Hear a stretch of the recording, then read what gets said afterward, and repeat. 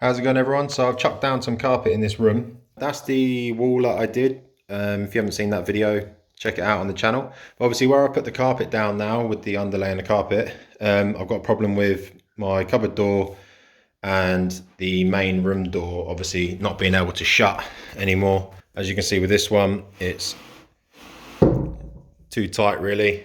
So I've got to take some off the bottoms of the doors to get them to shut. So that's what I'm gonna show you my process basically.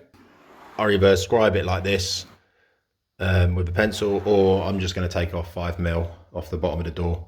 And that should be all right for that one. So we get that off, take it outside and cut 5mm off the bottom of that one. But I'll show you what the main room door as well. So with this main room door, the door's already outside, but I'm just going to measure off the bottom of the hinge to the carpet.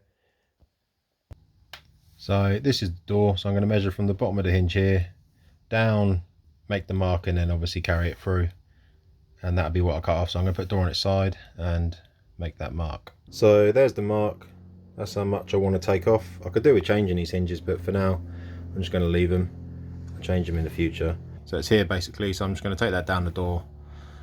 The whole way I'll use a straight edge and then cut that off. I'm going to cut it with a handsaw just so it's a clean cut. The circular saw might make it chip a bit.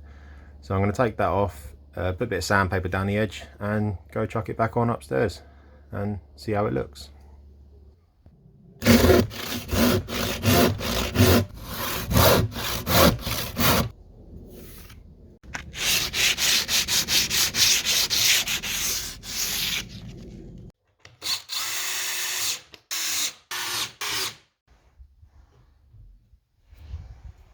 And with this cupboard door, because it was really close anyway, I'm just going to take off something like, I don't know, about 5mm or so.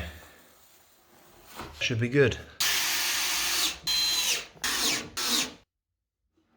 So that's it, door number 2, all done.